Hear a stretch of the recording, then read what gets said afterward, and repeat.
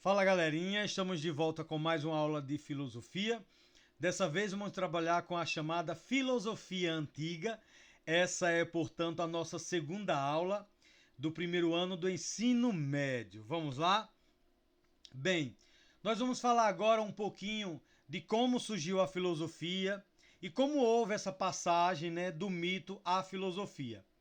Acredito que vocês lembram ainda da aula passada que as primeiras respostas que os gregos utilizavam para explicar a natureza, para explicar o cosmo ou universo, elas eram dadas a partir dos mitos.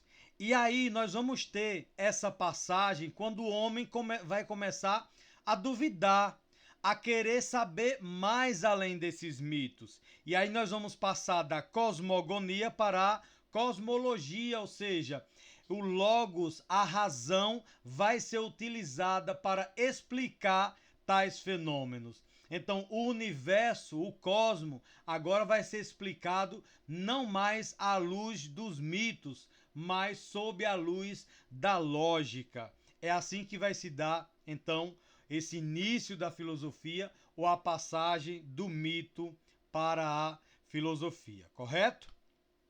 Bem, os primeiros filósofos, eles foram chamados ou são denominados de pré-socráticos. São aqueles filósofos que, sobretudo, antecederam Sócrates. Eu disse para vocês que Sócrates vai ser um divisor de águas na filosofia. Daqui a pouco a gente vai entender por que isso. Os pré-socráticos eram chamados também de naturalistas ou filósofos da physis, filósofos da natureza, porque nesse momento a grande preocupação deles era buscar a arquê, ou o princípio de tudo, do que a realidade era feita. Essa era a grande pergunta que esses filósofos faziam e buscavam respostas para coisas que estivessem ligadas à natureza. Por isso que eles foram denominados ou chamados também de naturalistas ou filósofos da natureza, correto? Agora eu trago aqui dois exemplos para vocês desses pré-socráticos ou filósofos da natureza. O primeiro dele é Heráclito. Então, para Heráclito, o princípio fundador de tudo era a mudança, era a transformação. E aí ele defendia a ideia de que esse princípio fundador poderia ser exemplificado como o fogo, que tudo consome e vai se transformando em outra substância. Tem uma frase famosa do Heráclito, que eu acredito que vocês já tenham visto em algum texto, que é: nenhum homem se banha duas vezes no mesmo rio. Porque, segundo ele, quando este homem sai que retorna ao rio, nem ele, nem o rio será o mesmo. Já para Parmênides, que defende a ideia de que o princípio fundador da realidade é o ser, é o imutável. Ele dizia ainda que devia ter cuidado com os sentidos, porque os sentidos eram enganosos. E aí ele utiliza o exemplo da água. Nós temos aí a água no estado sólido, no estado líquido e no estado gasoso. Então, para Parmênides, esse princípio fundador era o ser, era o imutável. Então nós temos a água em vários estados, porém continua a mesma substância. Bem, a filosofia surgiu na Grécia Antiga, entre os séculos 7 e 6 antes de Cristo. Ela formulava hipóteses racionais para explicar a realidade. É a principal característica, portanto, da filosofia nascente, É essa necessidade, essa busca por explicar a realidade não mais à luz dos mitos, mas sob a regência da razão. Através dos mitos, nós percebemos que os gregos procuravam, sim, entender a origem do universo, a origem da vida, porque a natureza se comportava daquela forma. Então, os mitos foi a primeira forma de explicação de tudo que existia, da realidade. As explicações racionais, portanto, da filosofia, elas contradiziam a tradição religiosa dos gregos e muitas vezes iam de encontro com aquelas respostas que os mitos davam. Por isso que a filosofia ela vai além dos mitos, além da resposta que os mitos davam para a realidade. Os primeiros pensadores, como eu falei anteriormente, os pré-socráticos, eles eram também chamados de filósofos da natureza ou cosmólogos, porque as respostas que eles davam para a realidade, para a natureza, para o universo, eram pautadas em histórias, em mitos. Seus questionamentos partiram da observação do céu e do mundo, sem muito aprofundar naquele conteúdo, ok? E aí a principal preocupação filosófica, nesse caso, desse período, era com a origem do universo e da Terra. Então, a grande necessidade das pessoas naquele momento era saber sobre essas curiosidades, sobre o cosmos, sobre o universo, sobre a origem da Terra, ok? Por isso que esses filósofos vão ser chamados de filósofos da natureza, porque todos os estudos, as perguntas que eram feitas estavam sempre relacionadas com algo da natureza. Bem, os gregos antigos tinham seu território dividido em cidades-estado, né? E aí nós temos a cidade de Atenas como um dos principais exemplos.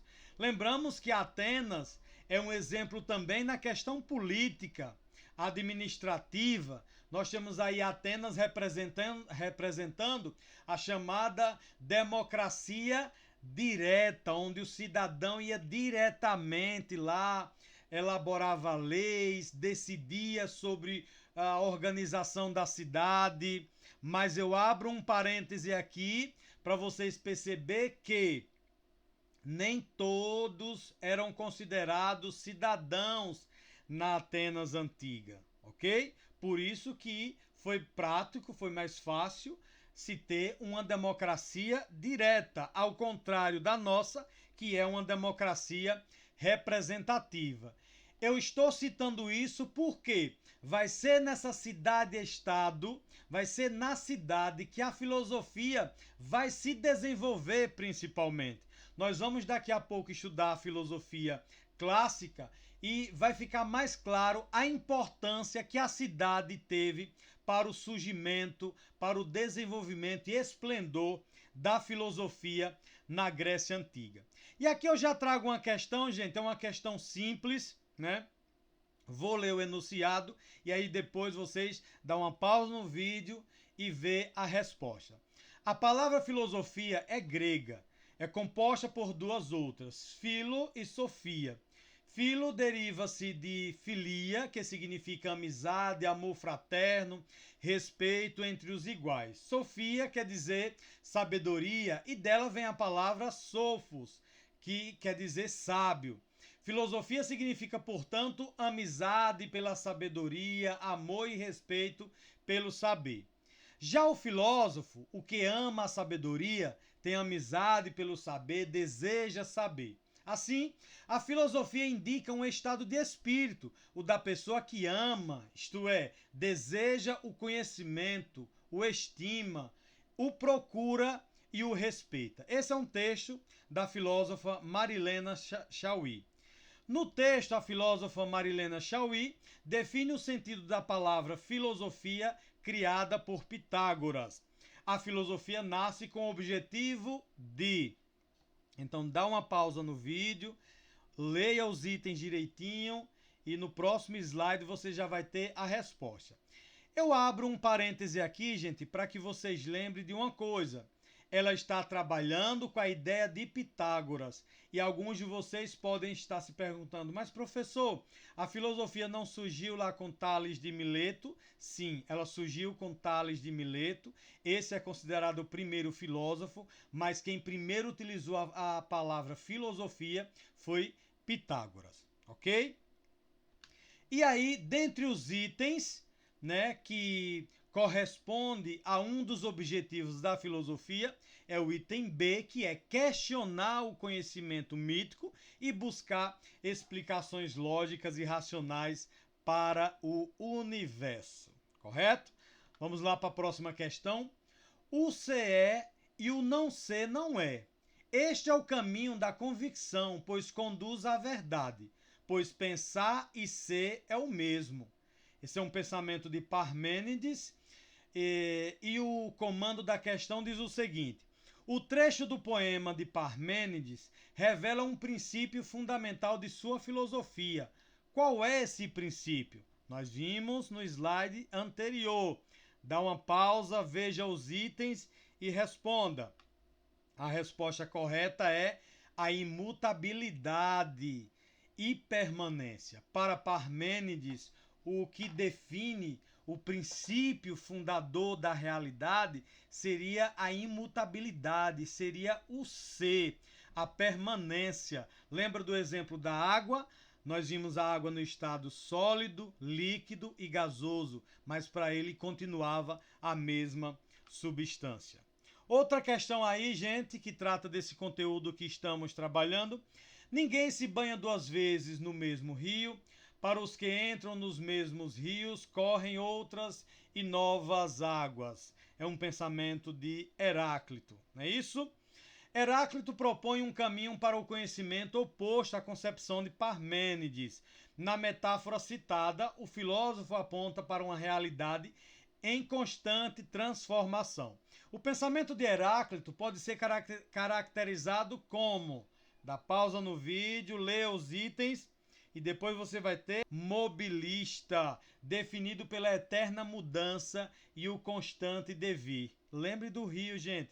O homem não se banha no rio, no mesmo rio, porque ao retornar nem ele nem o rio será mais o mesmo, ok? Vamos para mais outra questão. A alegoria da caverna, ou mito da caverna, é uma metáfora escrita por Platão em seu livro A República. Nele, o filósofo utiliza seu mestre, Sócrates, como personagem responsável por narrar a vida de um prisioneiro criado no fundo de uma caverna. Um dia esse prisioneiro liberta-se das correntes que o aprisiona e percorre o caminho da saída da caverna. Ele contempla o mundo real, fora da caverna, e descobre que tudo o que vivera era falso. O que acreditava ser verdade não passava de sombras projetadas no fundo da caverna. A metáfora escrita por Platão cumpre um sentido didático para ensinar que... Pausa aí o vídeo, galera, leiam os itens e no próximo slide já temos a resposta. A metáfora escrita por Platão cumpre um sentido didático para ensinar que o verdadeiro conhecimento surge sim da libertação das correntes dos preconceitos e das opiniões. Outra questão, gente, é evidente que a cidade faz parte das coisas naturais e que o homem é por natureza um animal político, como dizemos frequentemente, a natureza não faz nada em vão. Ora, o homem é o único entre os animais a ter linguagem, logos. Trata-se de uma característica do homem ser ele o único que tem o senso de bom e do mal, do justo e do injusto, bem como de outras noções desse tipo. É a associação dos que têm em comum essas noções que constitui a família e o Estado. É, portanto, um texto de Aristóteles. Aristóteles afirma que o homem é um animal político dotado de logos. Assim, é incorreto dizer que... Qual é o item que está incorreto, gente? Portanto, é o item A. Os seres humanos podem viver facilmente afastados da vida social, Não. Aristóteles defende que o homem é naturalmente um ser social e político, correto? Vamos para mais uma questão. Essa muito simples, né, gente? Se alguma coisa é verdadeira, então a verdade existe. Ora, Deus é a própria verdade, segundo São João, está lá no capítulo 14, no versículo 6. Eu sou o caminho, a verdade e a vida. Por conseguinte, a existência de Deus é evidente. É um texto de São Tomás de Aquino. E o comando da questão diz o seguinte: o trecho de São Tomás de Aquino é um exemplo claro da união da razão e da lógica com a fé. Essa característica marca qual período da filosofia?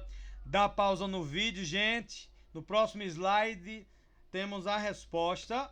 E aí nós temos que esta é uma característica específica da filosofia medieval. Estudamos isso na primeira aula, lembram? E para terminar, temos aqui uma frase de Sócrates: uma vida sem busca não é digna de ser vivida. Pense um pouquinho na frase, caso queira na próxima aula, dê sua opinião, diga o que você entendeu da frase, faça a associação com alguma coisa do cotidiano, ok? Forte abraço, gente, vamos para cima, vamos estudar. Vida que segue, galera.